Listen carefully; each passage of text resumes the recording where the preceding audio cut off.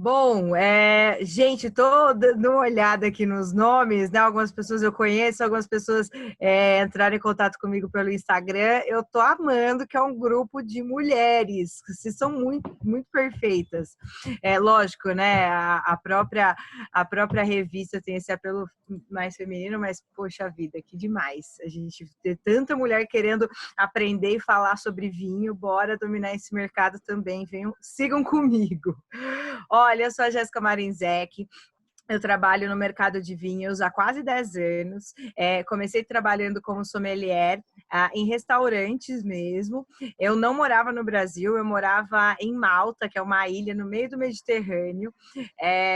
E aí, de lá, eu comecei a estudar em Londres. Então, eu fazia os meus cursos, as minhas especializações, até que eu caí para a parte mais de varejo, de importação, e eu adorei, assim, gosto muito desse mundo. Gosto também da parte de serviço bastante, mas quando a gente trabalha no mercado, ainda mais dentro do Brasil, que ainda não é tão desenvolvido, a gente meio que ataca, cruza, defende, vai por gol, a gente faz um pouquinho de tudo. Então, nesses quase 10 anos de trabalho com vinho, eu já produzi vinho, ajudei, né, a produzir vinho lá na Califórnia, trabalhei com vinho em Berlim também, e também nesse período tive uma loja de vinhos, tive um quiosque de vinhos no Shopping Cidade de São Paulo, que fica na Avenida Paulista. E aí, tô na Evino, para quem não conhece a Evino, putz, deveria, eu gosto muito da empresa, eu já tive uma passagem na Evino e retornei esse ano. A Evino é a segunda maior e-commerce de vinhos da América Latina, é o maior importador de vinhos franceses, espanhóis e italianos, então cada vez mais a Evino cresce e a busca por rótulos é incessante, assim. As pessoas perguntam, mas pô, sempre tem novidade na Evino? Sempre tem novidade na Evino, cara, o time de compras da Evino não para. Inclusive, já quero deixar aqui de antemão que na homepage, no site da Evino, tem uma seleção especial para quem está participando desse workshop. Então, pode ir lá, vai estar escrito Casa TPM, e vocês podem acessar uma seleção bem bacana que eu ajudei a fazer com desconto, tá? Tem cupom de desconto, que eu sei que as pessoas amam o cupom de desconto, TPM10, vocês têm 10% de desconto. Anotem aí, mas eu vou repetir ao longo da nossa conversa. Como a Nath falou, como é que vai funcionar aqui a nossa 1 hora? A gente tem uma agenda, eu já fiz um roteirinho, tá, meu bem? Porque eu fiz um negócio bonitinho para vocês saírem daqui tinindo mais ainda sobre o assunto. Então, a gente vai falar sobre tipos de vinho. Eu escolhi algumas uvas, não dá para falar de todas, porque não tem como, num espaço curto de tempo, a gente abordar todas, mas escolher algumas uvas para a gente decupar, para a gente entender aromas e tudo mais. Vamos falar de harmonização.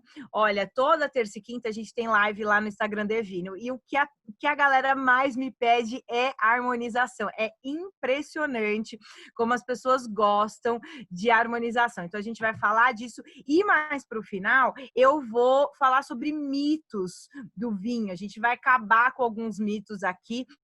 A gente vai tirar os enochatos de lado, todo mundo que é mala do vinho, todo mundo que bota regra no vinho, a gente vai aprender a ignorar essas pessoas e a gente vai se empoderar no vinho também, porque vinho não deixa de ser autoconhecimento, tá? Eu vou falar sobre degustação e até na harmonização, então também tem um lance de você entender os seus gostos pessoais, certo? Quando eu falar para a Nath, mandem as suas perguntas no chat. Eu vou separar os últimos 15 minutos para responder as perguntas de vocês.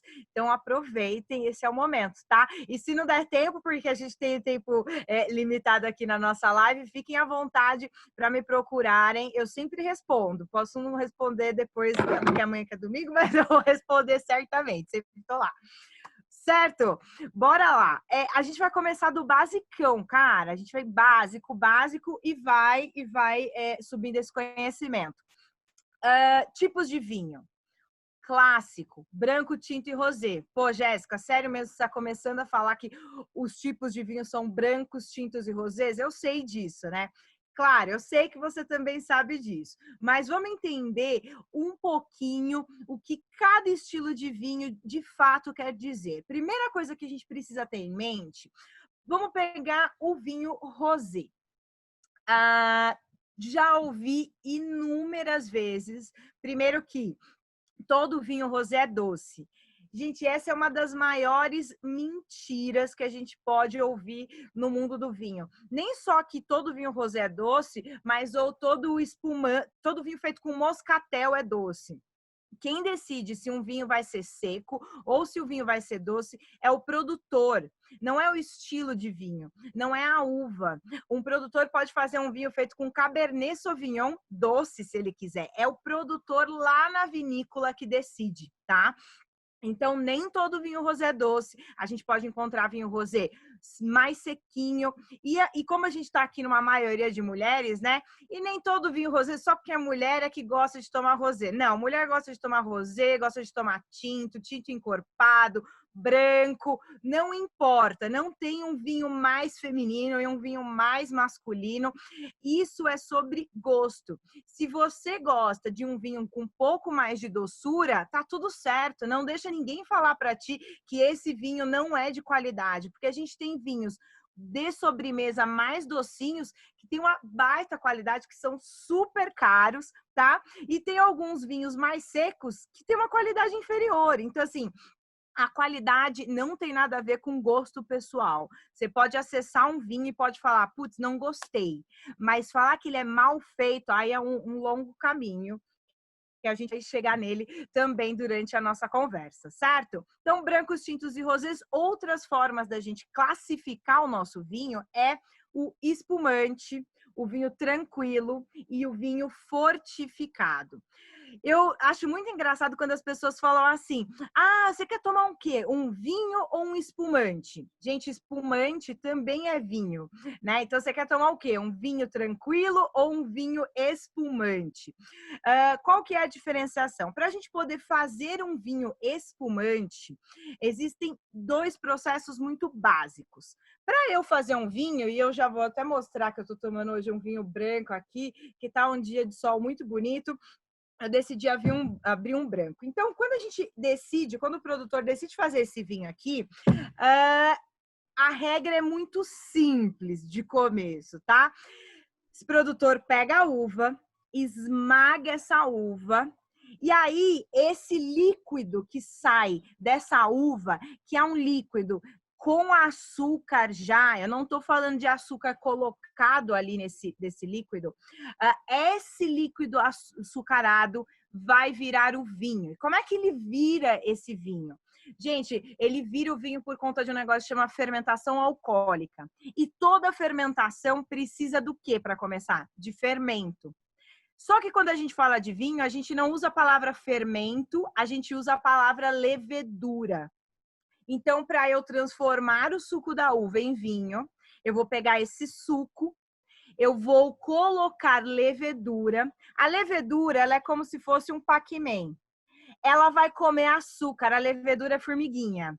Ela vai comer o açúcar que tem nesse líquido da uva vai virar álcool e aí a gente tem esse vinho. Então é basicamente assim que a gente faz vinho, tá? Esse vinho que eu tô tomando para vocês, ele é um vinho branco, argentino, feito com torrontés. Esses vinhos que a gente encontra na grande maioria das lojas é o que a gente classifica como vinho tranquilo, tá? Por que ele é um vinho tranquilo? Porque ele não é nem espumante e nem fortificado. O que faz um vinho espumante ser espumante? Essa fermentação que eu falei para vocês, que o suco da uva ela vira vinho, para fazer o espumante, eu vou começar uma segunda fermentação. Eu pego esse vinho, eu coloco mais levedura e aí rola uma segunda fermentação para criar as bolinhas, as borbulhas do espumante. Então, todo espumante, para ser feito, ele passa por duas fermentações.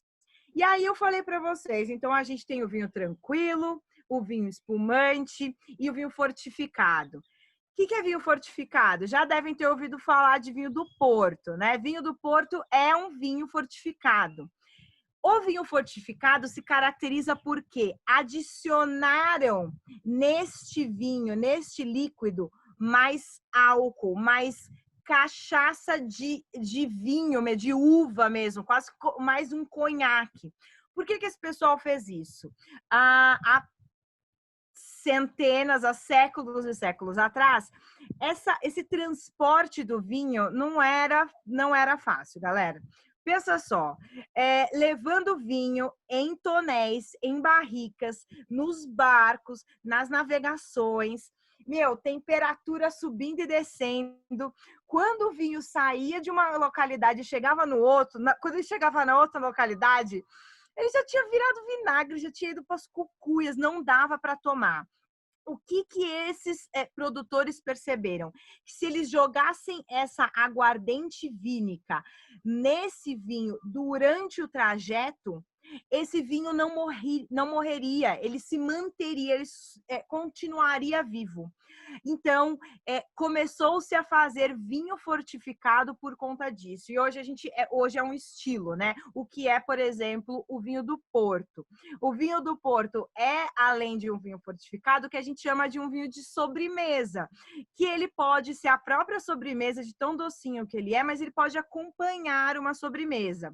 E na hora que a gente vai lá de harmonização, vocês vão entender o que harmoniza com o quê. Pode deixar que vocês vão sair daqui a hora do almoço, já vai fazer uma harmonização maneira, ou pelo menos no jantar, certo? Então, esses são os estilos: branco, tinto e rosé, espumante, vinho tranquilo ou vinho fortificado, certo? Eu escolhi aqui, para a gente falar na nossa tarde, 5 uvas, 3 brancas, 3 tintas e 2 brancas, para a gente entender um pouquinho as características de cada uma delas. Peguei as mais conhecidas, dando tempo ali nas nossas perguntas, se sobrar, se tiver alguma uva que você tenha alguma dúvida, manda ali depois no chat, na hora que eu avisar a Nath. Eu vou falar das seguintes uvas: Cabernet Sauvignon, Carmener, peraí, deixa eu ver. E a Malbec, é lógico, estava confundindo. E a Malbec, todo mundo gosta. Das tintas e das brancas, eu vou falar da Sauvignon Blanc e da Chardonnay. Se dentro dessa lista tiver alguma outra uva que vocês gostem e queiram conhecer mais, depois manda aí no chat. Mas bora lá, vamos conhecer essas uvas um pouquinho.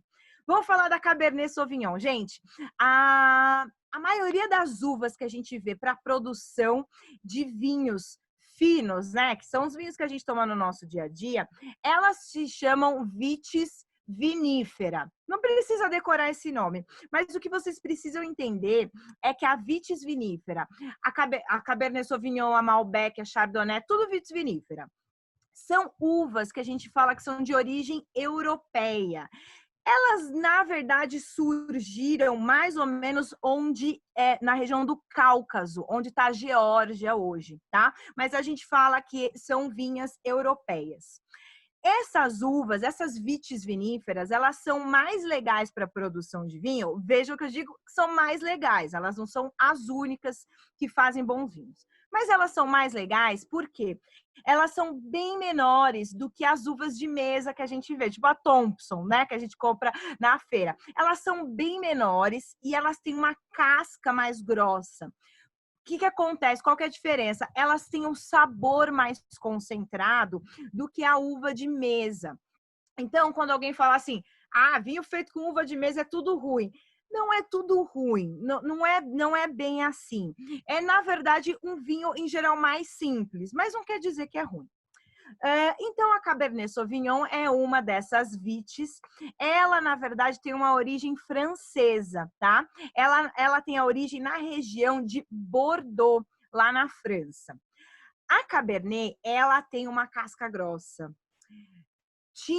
Uvas tintas com a casca mais grossa, elas têm o tanino mais elevado. E o que é tanino, né? Tanino é aquela sensação de secura que dá na boca quando a gente toma alguns vinhos. Mas vejam bem, essa sensação de secura não é problema. Não precisem ter medo da sensação de secura que esses vinhos dão em boca. Essa sensação de secura é maneiríssima. Quando a gente fala de um vinho para eu guardar para 3 anos, para 5 anos, por exemplo, o tanino é um dos elementos que eu falo, cara, esse vinho tem tanino elevado, consigo guardar esse vinho mais alguns anos. Então, o tanino, na real, ele é brother do nosso vinho, ele é amigo do nosso vinho. O que acontece quando aquela sensação de amargor ou de secura que pode dar quando a gente toma algum vinho tinto é que esse tanino, essa uva, foi colhida um pouquinho antes do que ela deveria. Então, de fato, a gente sente mais verde. É tipo comer banana verde. Você tá comendo a banana no ponto certo que você deveria comer? Não. Ela fica o quê? Fica amarga, fica astringente. É a mesma coisa com um vinho feito com uma uva que não estava maduro o suficiente. E às vezes isso acontece. Jéssica, como é que eu percebo isso? Degustando, galera. Ai, que coisa chata. Vou ter que pedir para vocês tomarem mais vinho. Mas é só tomando mais vinho que você consegue entender essas diferenças. Olha só, quando a gente... Ó, tá me dando até calor que eu tô falando com vocês aqui. Quando a gente tem uma calça, e aí a gente prova essa calça, e aí você fala assim, putz, preciso emagrecer 3 quilos, ou preciso emagrecer 2 quilos. Como é que você sabe que você precisa? Porque você conhece teu corpo, você conhece a calça. É a mesma coisa quando você toma um vinho. Como é que você sente? Como é que você identifica esses aromas? Como é que você sabe se um vinho é mais ácido ou menos ácido? Tomando vinho. Se você não tomar, você não vai saber. Então, vamos voltar à Cabernet. Ela tem essa casca grossa e ela tem esse tanino mais elevado. Além disso, a Cabernet Sauvignon, naturalmente, é uma uva que tem acidez elevada. Onde que está a acidez de uma uva? No bago, na parte de dentro, naquela parte branquinha. É ali que está a acidez. E a acidez é maneira pra caramba do nosso vinho. Tem gente que toma vinho e às vezes fala assim, ai que delícia, esse vinho tem 0 acidez. Não, não. Se ele é uma delícia é porque ele tem bastante acidez. A acidez traz frescor. A acidez traz um pouco mais de leveza. Se a gente não tivesse essa acidez, os vinhos ficariam pesados, galera. E a gente quer vinho pesado às vezes? Depende. Se tá muito frio, se eu tô comendo com uma comida mais pesada, talvez eu queira um vinho pesado. Mas será que todo dia eu quero tomar um vinho encorpado, pesado?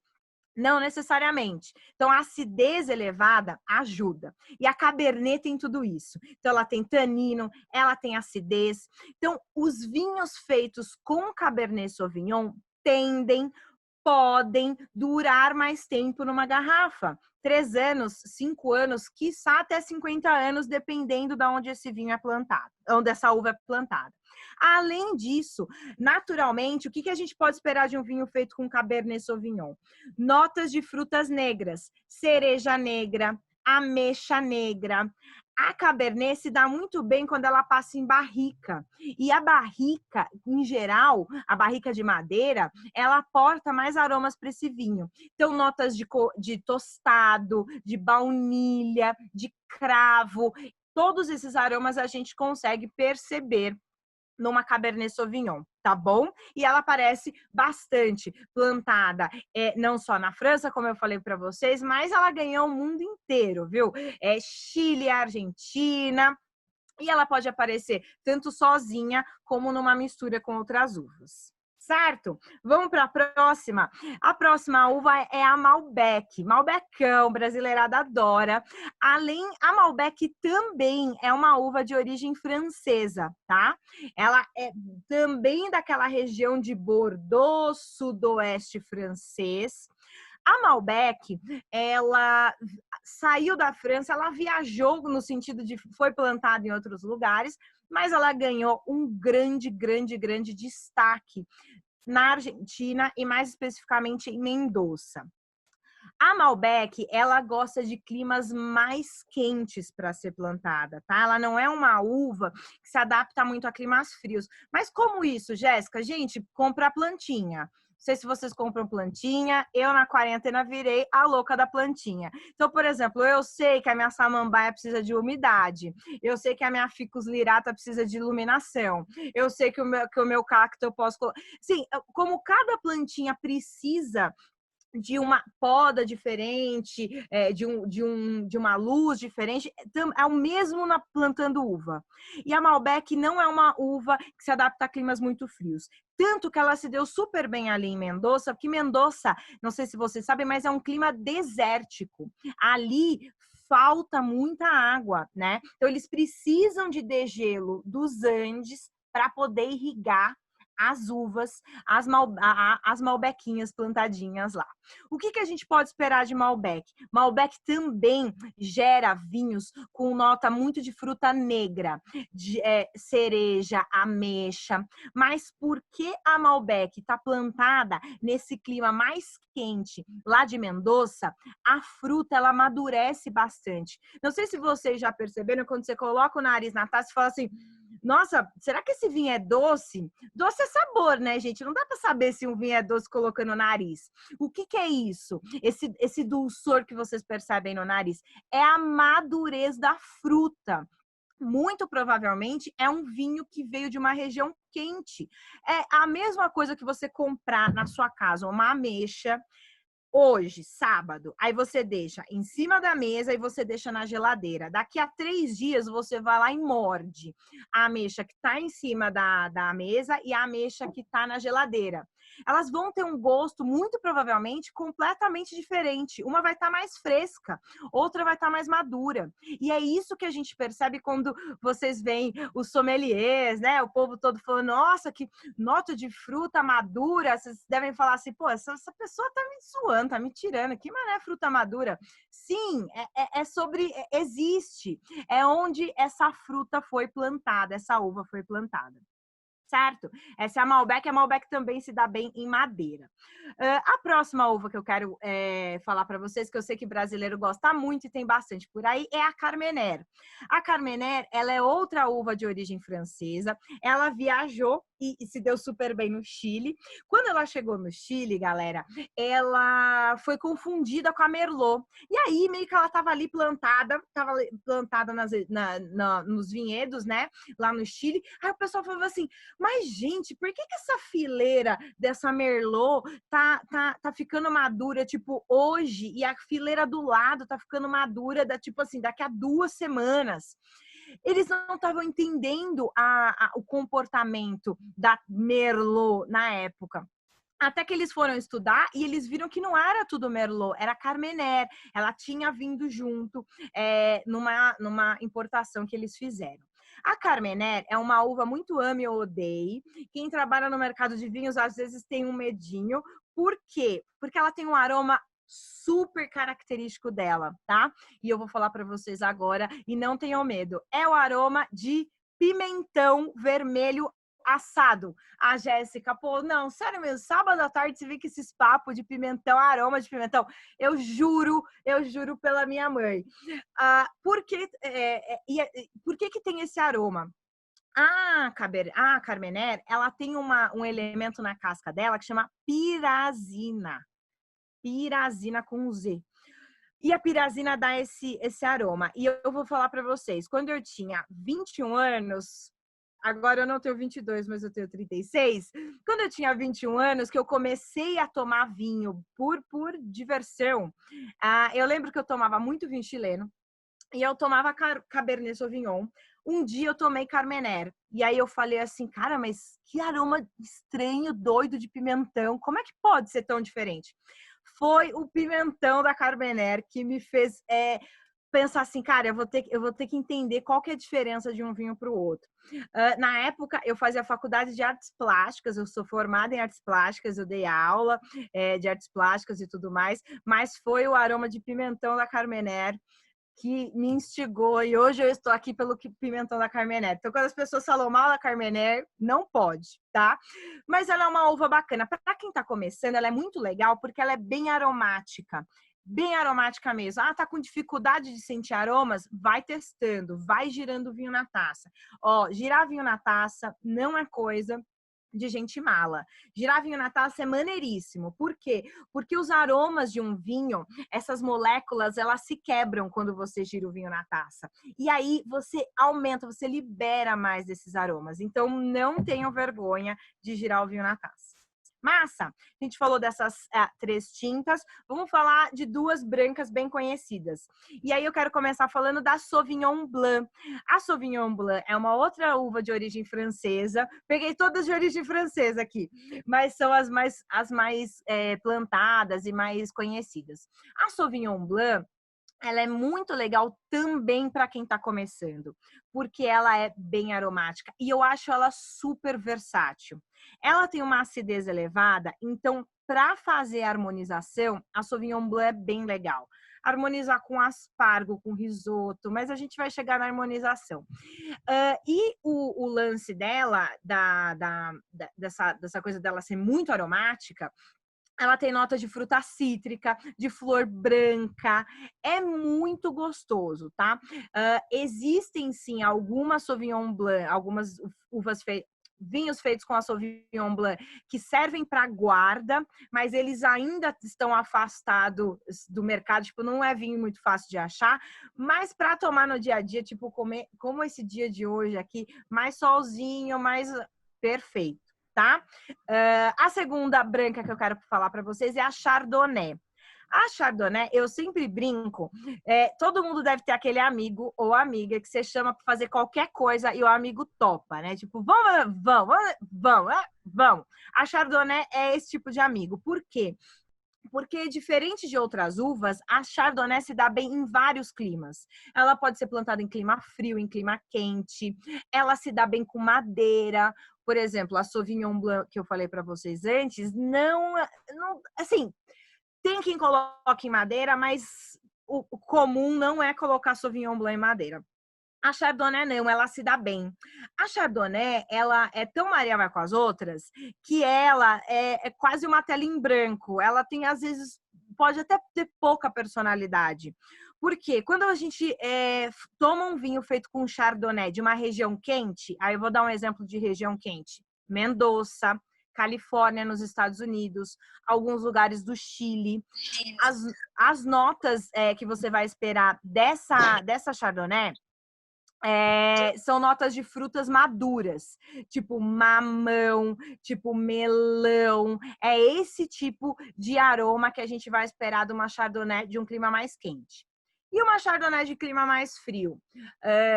Tem um lugarzinho lá no Chile que se chama Lleida, ou Casablanca, perto do mar, tudo que é muito perto do mar. Lá sai um Chardonnay de uma região bem fria. Aí é fruta cítrica. Quando vocês quiserem mesmo gastar com Chardonnay maneiraço, tipo, tô querendo me mostrar para alguém. Compra um vinho que se chama Chablis, se escreve Chablis com S no final. Ele é um Chardonnay de uma região mais fria, então ele vai ter essa nota de lima, de limãozinho bem espremido mesmo, é bem gostoso. Para harmonizar com ostra é super perfeito, mas né, a harmonização com ostra é para quem está podendo nesta quarentena. Agora, falando de harmonização, eu vou tomar um golinho do meu vinho aqui, porque eu mereço. Eu tô vendo algumas tacinhas aí. E já é um momento, viu, gente? Na verdade, eu abri a minha... Como eu ia dar esse workshop para vocês, eu abri a minha garrafa, era 11h15. Não me julguem. 11 da manhã no sábado pode, tá? Bom, bora lá falar de harmonização. Se ficou alguma dúvida, daqui a pouquinho já dá para mandar as perguntas, eu libero para a Nath. Olha só, primeira coisa que a gente precisa entender sobre harmonização é que o gosto pessoal importa. Não adianta nada eu falar para vocês que carnes vermelhas bem temperadas combinam com vinhos tintos com muito tanino, se você não gosta de vinho tinto com tanino, ou se você é vegetariano, por exemplo. Não adianta. Porque, assim, você tem que levar em consideração o teu gosto pessoal, porque é isso que vai fazer um vinho, cada vez mais você comprar vinhos corretos. Muita gente me pergunta, Jéssica, como é que eu consigo... Me indica um bom vinho? Mas o que que você gosta de tomar, criatura? O que que você gosta de comer? Assim, não adianta. Tem muitos vinhos pontuados, né? Vocês já devem ter visto em sites. 90 pontos, 95 pontos. É um ótimo guia. É muito legal mesmo comprar vinho pontuado. Mas se aquele vinho pontuado é feito com uma uva tinta que se chama Pinot Noir, por exemplo, e não sei se vocês já conhecem, mas a Pinot Noir é uma uva que, em geral, gera tintos com menos corpo, menos tanino. Que adianta você comprar um vinho 95 pontos feito com a Pinot Noir, se você gosta de tinto porrada, né? Ou se você gosta de vinho mais doce. Não importa a pontuação. Então, você só vai acertar cada vez mais na compra da sua garrafa quando você entender o que você gosta. Você gosta de vinho mais seco? Você gosta de vinho mais doce? Vai comprando e vai descobrindo. Tá? Então, a harmonização funciona muito com base no seu gosto pessoal. Dito isso, sempre tem diquinhas e regrinhas, tá?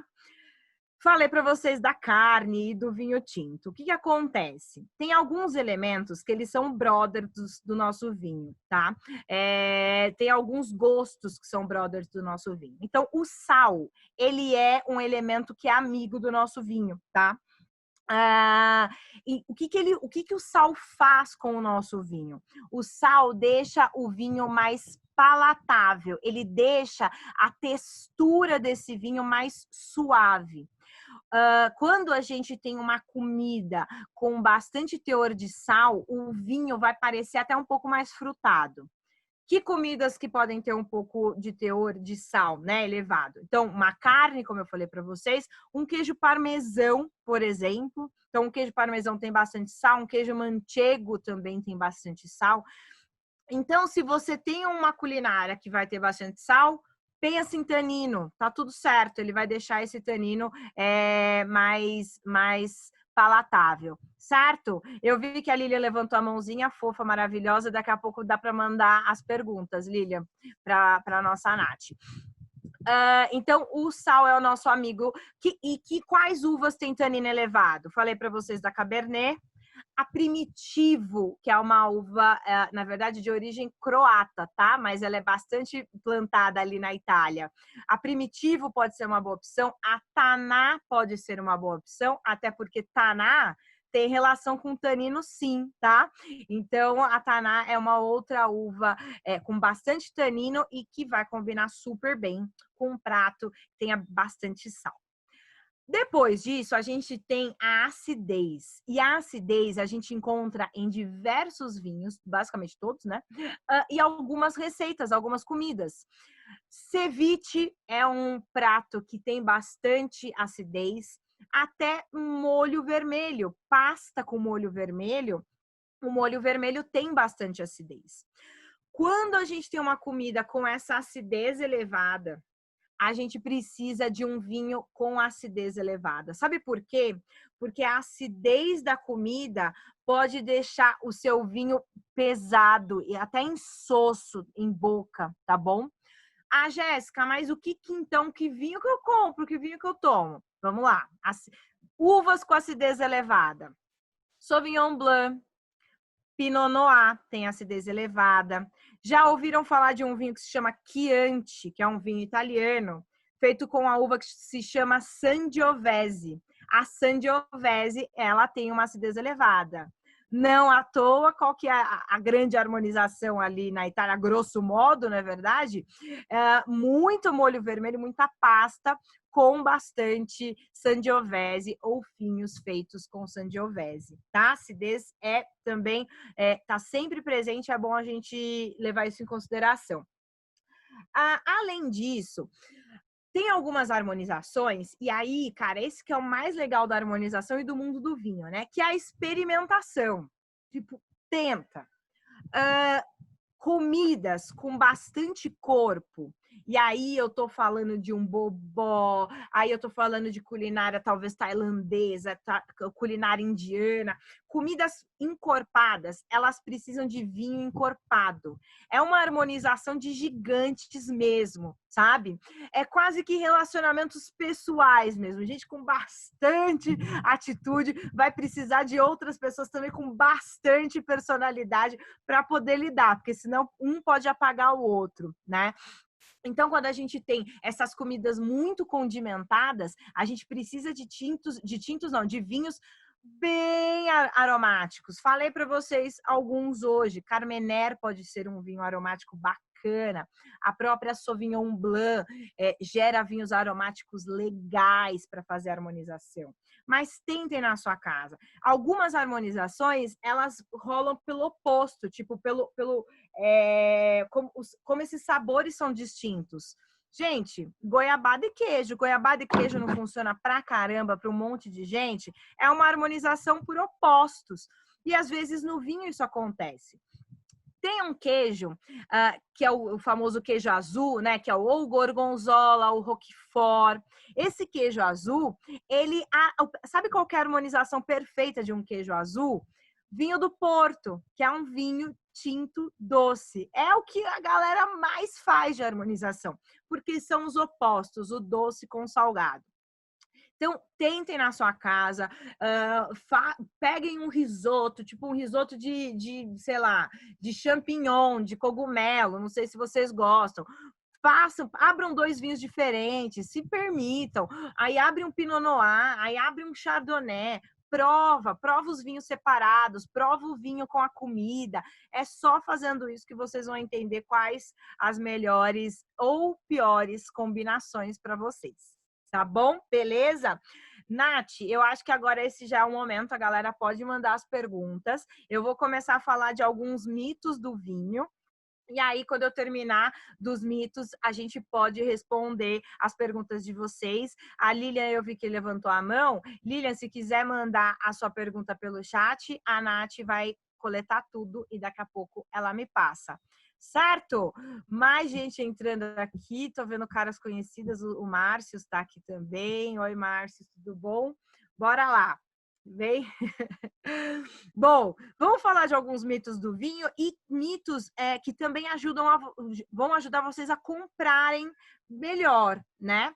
A entenderem um pouco mais, porque no final das contas é isso que a gente quer, né? A gente quer aprender, mas a gente também quer comprar, né? Quer comprar bem, não quer gastar dinheiro à toa. Eu entendo. Bora lá. Rolha versus rosca, ou rolha versus screw cap, né? Para quem não conhece o que eu estou falando, o screw cap ou a rosca é esse fechamento aqui. Nem preciso perguntar para vocês se um é melhor que o outro, né? Não preciso. E a resposta é não. Se alguém um dia falar para vocês que um é melhor que o outro, o fechamento é melhor que o outro, não existe, tá, galera? São propostas diferentes.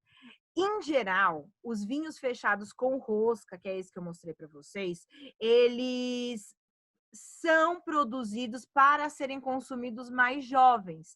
Isso é uma proposta do produtor, né?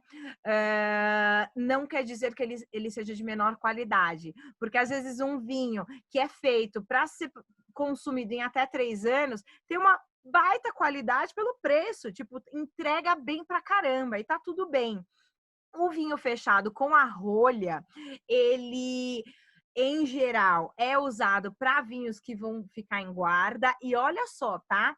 Vinho de guarda não é vinho de 5 anos de idade. Isso não é vinho de guarda. Isso aqui é, assim, informação de insider. A gente nunca considera um vinho de guarda um vinho de 5 anos. O vinho de guarda vai ter 15 anos, 10, 20 anos. Isso que é vinho de guarda. 5 anos é vinho para tomar jovem, tá bom? E os vinhos fechados com rolha, em geral, são utilizados para esses de mais guarda. Por quê? A rolha é porosa e rola um contatinho. Contatinho, não contatinho do celular, um contatinho do oxigênio da parte interna com a parte externa, tá? E esse oxigênio, ele vai deixar o seu vinho um pouco mais complexo. O oxigênio tem o poder de abrir o vinho, sabe? De mostrar mais aromas dele. Então, não tem melhor ou pior, tem proposta do produtor, certo? Minha Nossa Senhora, eu estou vendo as perguntas chegando. Vamos ficar aqui até domingo, meio-dia. Mas não, eu vou respondendo, que não dá para responder hoje. Eu selecionei algumas, tá? Tá bom, Nath. Porque Não, aí senão tem muitas aqui. E aí eu faz assim, como é mais para a gente matar umas curiosidades, tá bom. eu selecionei as mais assim que eu teria curiosidade em saber. Olha, a Nath usando em benefício próprio, Nath. Eu tô. Ó, a Salete perguntou aqui o que caracteriza um vinho ruim, um vinho mal produzido. Boa. Peraí, que eu só vou terminar eu vou responder a pergunta da Salete. Boa. Vou terminar os mitos aqui, aí eu já ataco essa primeira pergunta. Outro mito que a gente precisa quebrar, mito não, né? Mas dúvidas que eu sei que vocês têm, é o que é o sommelier, o que é o enólogo e o que é o enófilo. Porque muita gente às vezes fala para mim assim, a Jéssica, minha amiga, aquela enóloga. Não, gente, não, tá? Qual que é a diferença? O enólogo é a pessoa que faz o vinho. O enólogo é a pessoa que vai estudar química num grande nível de detalhamento para fazer a produção. Esse enólogo vai entender da plantação, do solo, da altitude que tem que plantar essa uva, se a Chardonnay fica melhor aqui, se a Torrontés fica melhor ali. O enólogo estuda para fazer a produção. O sommelier é a pessoa responsável pelo serviço do vinho em restaurantes, em adegas, ou uma professora, ou a pessoa que vende. O sommelier ataca na outra ponta. Enquanto o enólogo está nessa ponta produzindo, o sommelier trabalha na outra parte da cadeia, seja na parte comercial, fazendo a degustação. São funções diferentes. E o enófilo é a pessoa que ama vinho, né? Não sei se todos aqui, eu sei que tem a Claudinha que está estudando para ser enóloga, o Márcio eu sei que tem um pezinho no trabalho com vinho, mas se ninguém trabalha com vinho, só gosta, é enófilo, beleza? Essa é a grande diferença. Além disso, a gente falou um pouquinho aqui sobre vinhos que estão misturados, uvas sozinhas. Vamos ao termo certo. Blend, assemblage ou vinho de corte. Essas três palavras. Blend, assemblage ou vinho de corte. Essas três palavras têm o mesmo significado, que é vinhos feitos com duas ou mais uvas. Então, quando alguém fala blend, assemblage ou vinho de corte, é isso. Quando alguém fala varietal, é o vinho feito com uma uva só. Não tem melhor e não tem pior. Tipo, não tem. São estilos de uma região, tá? Quando vocês compram um vinho feito em Bordeaux, lá na França, que na grande maioria das vezes é um corte, você não está comprando só uma Cabernet Sauvignon, você está comprando o estilo milenar de produção em Bordeaux. Eles fazem um blend, é uma alquimia. Eles vão pegando o que cada uva tem de melhor para fazer esse vinho, tá? Às vezes é muito mais difícil fazer um vinho com uma uva só, mas não quer dizer que é melhor ou não, mas é um pouco mais difícil, é um pouco mais desafiador, tá bom? Mas é só um estilão. Além disso, a nossa última parte de... não, essa é a segunda. É aqui, ó. Saca-rolha, eu peguei o meu para mostrar para vocês. Gente, se vocês puderem gastar R$19, R$24 para comprar um saca-rolha, comprem este modelo aqui, tá? Que é o que a gente chama do sommelier. Ele tem a faquinha para você cortar a cápsula, né? Que seria, no caso de vinho fechado com rolha, essa parte aqui. Ele tem o seu parafusinho para você colocar na garrafa. E ele tem, deixa eu fechar aqui para não me machucar, 2 níveis. Esse é o primeiro nível e esse é o segundo nível, para você apoiar na garrafa. Você é bárbaro, não quebra a tua rolha. Sabe aquele que parece umas asinhas assim levantando? Esse daí, as chances de quebrar a sua rolha são bem grandes. Então, se puderem gastar, esse daqui é muito bom. Além disso, lá na Evino, a gente retomou em junho o canal no YouTube. A gente tem vários conteúdos legais. E tem um vídeo lá mostrando, tia Jéssica, mostrando como que abre um vinho com esse saca-rolha. Ele é barato e ele é... Ó, tem na minha mochila. Eu levo para tudo quanto é lugar. É que agora a gente não pode viajar, né? Mas eu já perdi um monte desse em raio-x de aeroporto, porque eu deixo na mochila e levo comigo.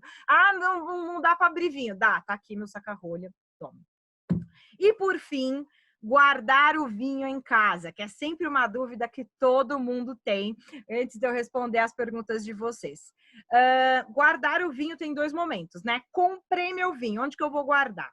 Se você não tiver uma adega, daqui a pouco a gente fala da adega, se você não tiver uma adega, guarda num lugar escuro. Lugar escuro, com pouca flutuação de temperatura, com pouca luz. Luz não faz bem no seu vinho. A flutuação de temperatura literalmente pode cozinhar o seu vinho, pode deixar ele ruim. Então, guarda numa gaveta, dentro de um guarda-roupa, debaixo da escada. Essa é a forma mais roots, raiz de guardar um vinho, quando você comprou. Se você tiver adega na sua casa, massa! Tem uma adega para tintos e brancos e rosés e tudo mais, guarda ali numa temperatura 12, 13 graus, tá? Se você tiver tudo meio misturado. Se você for, né, bem rica, maravilhosa, e tem uma adega para tinto, tem uma adega para branco, a adega dos tintos deixa a uns 14, 15 graus e a adega dos brancos a uns 10 graus, tá? Mas vamos guardar vinho depois de aberto. Depois de aberto, como é que eu guardo meu vinho? Bora lá. Não tem muito segredo, galera. Abrir o vinho, põe a rolha de volta, guarda na geladeira de um dia para o outro. Quanto tempo na geladeira depende bastante desse vinho. Entre 3 a 7 dias é o indicado, tá? Mas depois de aberto, não tem muito erro, é bem isso mesmo. Fechado? Vamos lá responder a primeira pergunta. Lembro bem que é como saber se um vinho é bem feito, mal feito, na verdade? Boa. Isso exige prática. Isso exige você... além de prática, exige, primeiro de tudo, você acessar o vinho com boa vontade, sem procurar defeito. Isso acontece com muito profissional também, sabe? A gente vai fazer a avaliação de um vinho e você já está querendo procurar defeito. Cara, um enólogo, tipo, não espera um ano inteiro para fazer um vinho só com defeito e jogar no mercado, sacou? Às vezes, o vinho poderia ter um pouco mais de acidez. Às vezes, o vinho poderia ter um pouco menos de álcool. Mas isso não quer dizer que esse vinho está ruim, que a qualidade dele é péssima. Calma, né? A gente, né? Para que faz isso com o bichinho? Às vezes fazem isso com a gente se sente mal, né? Então, calma. Vamos acessar esse vinho de uma forma com mais boa vontade.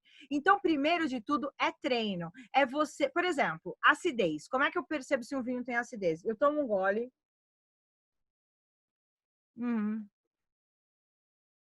Deixa o vinho passar na boca inteira. Engulo e abro a boca. Quanto mais rápido vier a minha salivação e quanto mais eu salivar, mais acidez tem o vinho. E isso é uma técnica que a gente faz na hora de degustar. O álcool a gente sente na garganta ou, às vezes, um formigamentozinho na gengiva. Esse vinho, você vai sentir talvez esse vinho queimando na sua garganta, mas tá demais? Te incomoda? Vai além do que ele talvez deveria? Será que essa queimação que esse álcool dá... Tem álcool, você vai sentir queimar. Será que essa queimação desse álcool está sobressaindo sobre os outros elementos, sobre o aroma de fruta, por exemplo? Então, quando a gente acessa um vinho para entender se tem qualidade ou não, é se esses elementos, se o tanino, se o álcool, se a acidez, se a fruta, se eles estão integrados. Quando vocês leem que um vinho é equilibrado, é porque a gente, degustou e falou, putz, ninguém quer aparecer mais que ninguém. A fruta não quer aparecer mais que o álcool, que não quer aparecer mais que a acidez. Isso é treino. E, cara, e não vai, tipo assim, e desencana que daqui a uma semana você vai estar, ó, a degustadora Mara. Não, vai aos poucos. E se você não gostar de um vinho e você não souber o porquê que você não gostou desse vinho, tudo bem. Só lembra qual que é o vinho que você não gostou. Ou às vezes da região, ou do produtor. Ah, eu não gostei daquele Malbec. Tá bom, mas não quer dizer que todo Malbec é ruim. Então é treino, tá? Sempre me procurem se tiver dúvidas, porque é um processo, galera. Eu continuo estudando sobre vinhos. A Cláudia está aqui e a gente vai continuar, né, Cláudia? Sempre estudando, porque sempre tem coisa para aprender. Isso que é legal do vinho, porque sempre tem coisa para aprender. Boa, Nath, me mande a próxima. A próxima é da Flávia Six. Ela pergunta: depois de aberto, quanto tempo dura o vinho? Qual é a melhor forma de conservá-lo depois de aberto? Ó, então é isso, abrir o vinho, tá com a rolha, coloca a rolha, guardar na geladeira, 3 a 7 dias. Mas depende, tem vinho que pode durar mais, tem vinho que pode durar menos. Gente, o vinho não é uma tabela no Excel. O vinho é vivo, o vinho, literalmente, o vinho nasce, o vinho cresce, tem o seu momento, o auge, e ele morre. Então, pode durar mais de 3 a 7 dias, para ser mais prático. Boa, manda mais. Outra pergunta é o que é melhor, rolha ou tampa de rosca? Ó, gente, não tem melhor, não tem melhor. É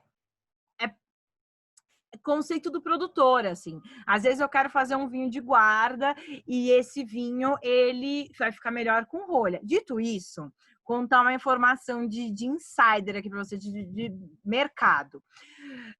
Ali em Bordeaux, né, que é essa região super famosa francesa, vários chateaus, e aí inclusive um dos chateaus mais caros que existem, já fizeram testes com os vinhos deles, sendo fechados com rosca, ao invés de rolha. Eles fizeram uma safra especial, mais de uma, inclusive.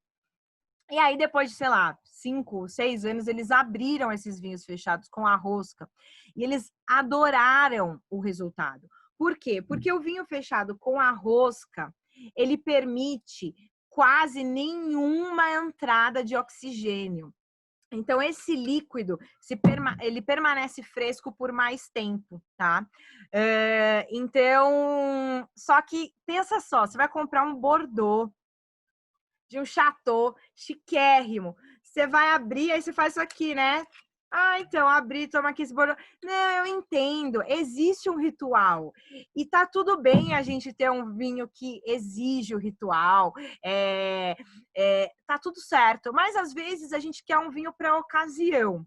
E aí eu vou falar um tópico extra aqui, que são os vinhos em lata, que tem surgido bastante e que as pessoas têm tomado em momentos que talvez uma garrafa, que um grande serviço de vinho, não caiba. Tipo, tô indo pra praia, quando a gente podia, tava indo pro cinema.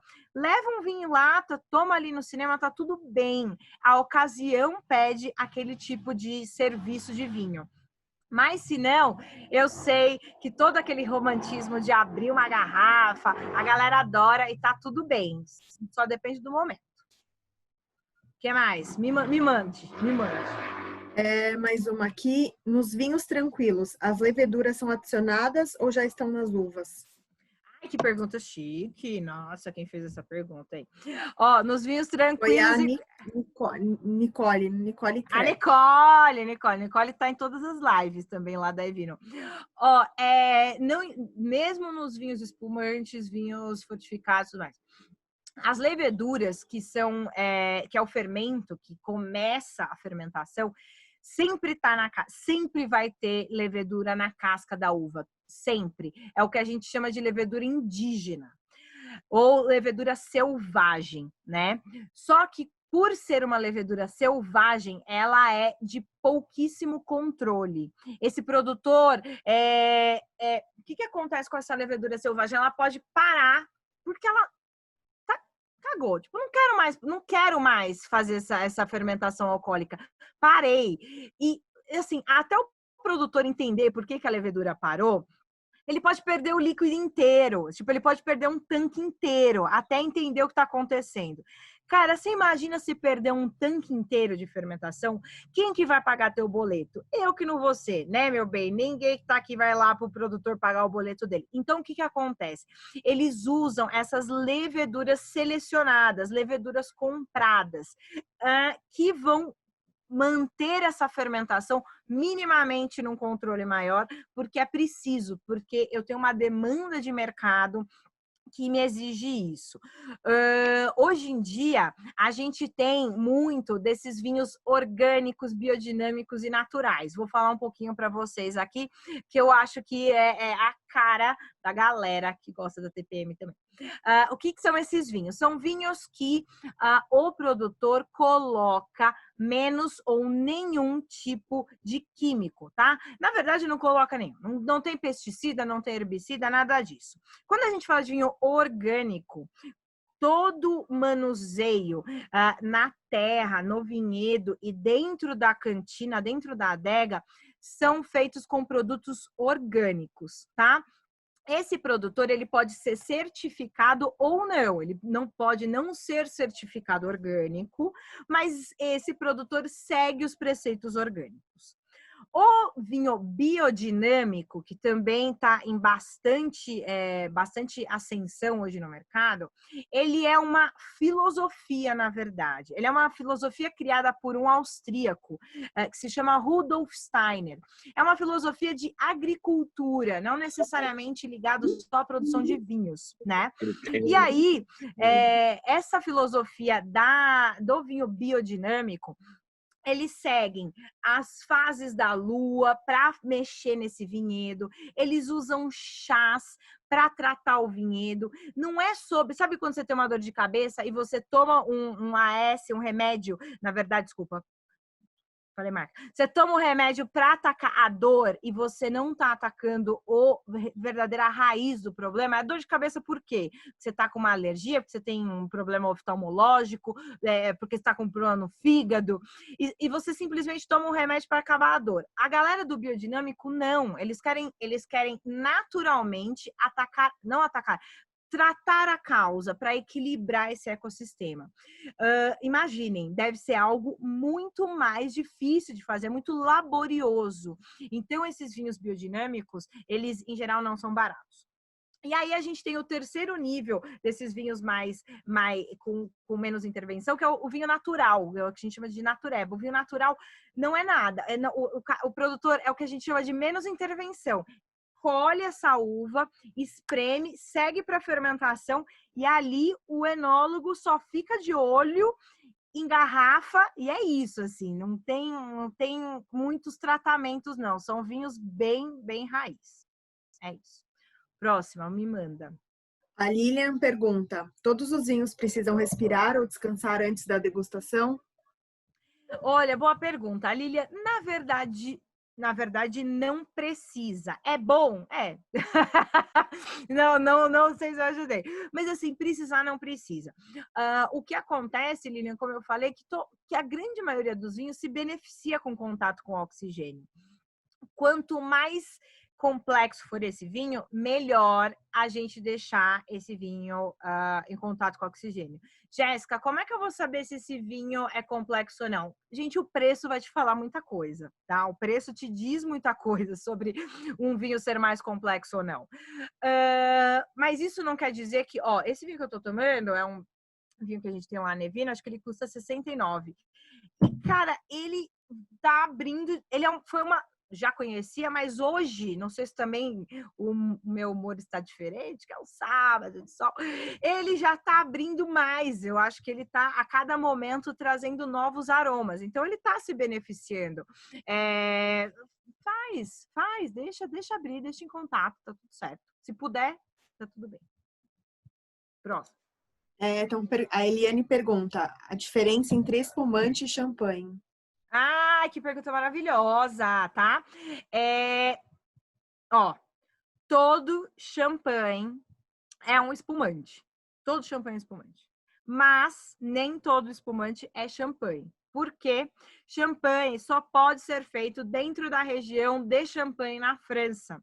Isso é uma legislação, uma proteção dos franceses com aquela região. Dito isso, lá em Champagne, o método que eles fazem em Champagne é o que a gente chama de método tradicional. O que é o método tradicional? Lembra que eu falei para vocês que para fazer espumante eu preciso de 2 fermentações, né? A primeira para o suco da uva virar vinho e a outra para esse vinho tranquilo virar vinho espumante. O que acontece lá em Champagne é que essa segunda fermentação, ela acontece dentro da própria garrafa de espumante. Então, quando você compra um champanhe, a segunda fermentação rolou dentro daquela garrafa. O que acontece? É um trabalho laborioso, é um trabalho que esse líquido fica bastante em contato com essa levedura que faz a segunda fermentação. E aí, esse vinho fica com nota de torrada, de pão, sabe? Ele fica um pouco mais complexo. Então, todo champanhe é espumante, mas nem todo espumante é champanhe. A Franciele pergunta qual a melhor harmonização de vinho para sushi? Sushi, boa. Eu gosto muito. Olha só, ó. Quando a gente fala sushi, a gente já pensa tipo num branquito fresco. Sauvignon Blanc, Chardonnay, esse torrontés.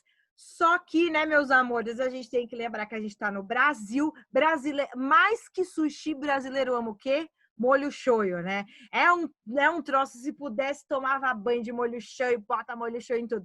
Então, na verdade, quando a gente pensa no peixe, na culinária, que ela é leve, a gente iria para um branco. Eu ainda iria para um branco. Mas quem é, né, molho shoyu lover aí, que não dispensa, pega um Pinot Noir. Um Pinot Noir é legal porque o Pinot Noir também harmoniza com esse molho shoyu. Conheço vocês. Próximo, Nath. A Tânia pergunta, pode deixar vinho aberto fora da geladeira? E se sim, deve ser consumido e se não, deve ser consumido em quantos dias? Eu não deixaria. Vamos lá, bora lá. Quando a gente pensa em Brasil, né, cara? Aqui no Sudestão hoje tá frio, mas se a gente fala no Nordeste, tá quente. Então eu não deixaria o vinho aberto a 36 graus, tipo em casa, assim, de um dia para o outro. Não. Então, assim, não deixo. Ah, mas aqui em casa tá 18 graus. Eu tô aqui, em Porto Alegre, tá 15 graus. Acho que tudo bem, sabe? Acho que aí tudo bem, uns 15 graus não vai prejudicar esse vinho tanto. Mas também, uns 2 dias no máximo, a 15 graus Celsius. A 35, não. Não faz isso, não. A Vanessa fala que tem muita vontade de estudar sobre vinhos, mas não sabe por onde começar.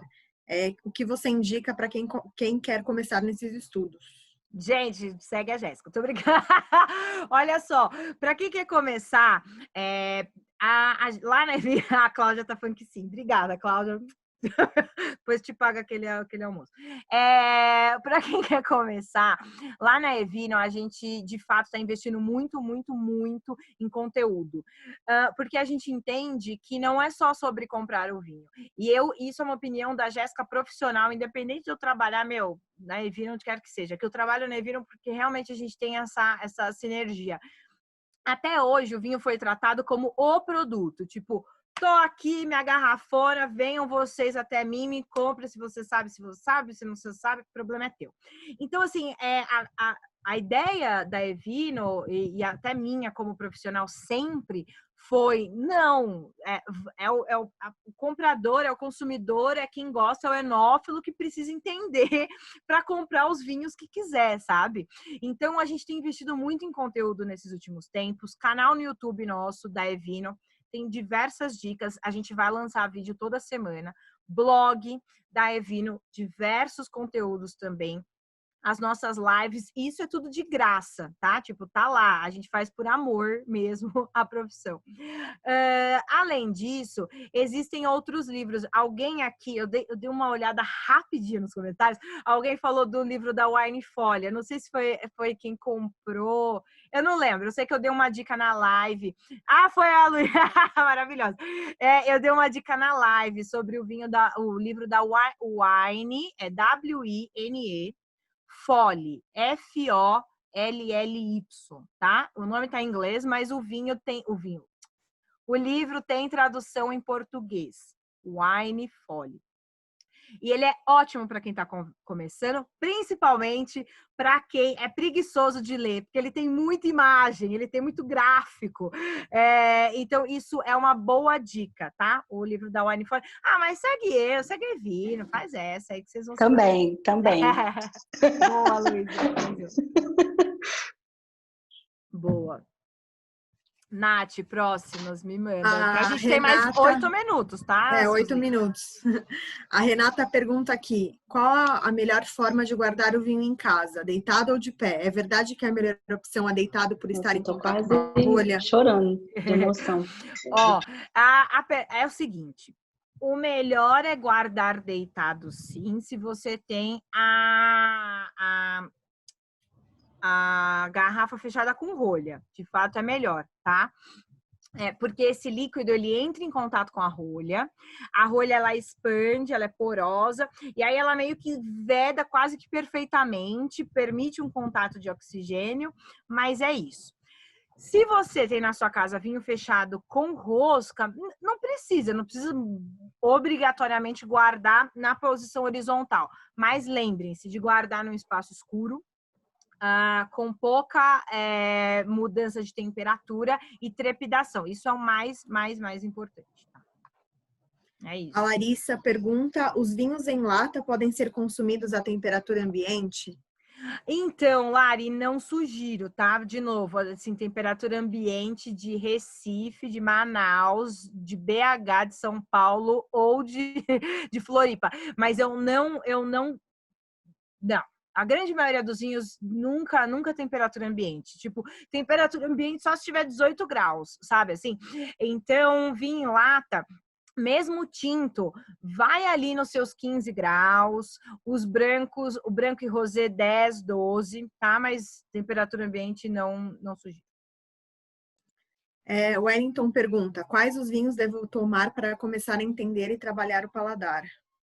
Primeiro de tudo, Wellington, vinho que você pode pagar. Não entra na noia de começar, quero estudar, e aí você vai lá e fala, puta, eu acho que esse... Não sei da tua condição financeira, tá? Mas enfim, mas aí você fala assim, vou comprar esse vinho aqui 250, e você acha terrível, e você fala assim, meu, vinho é um péssimo investimento.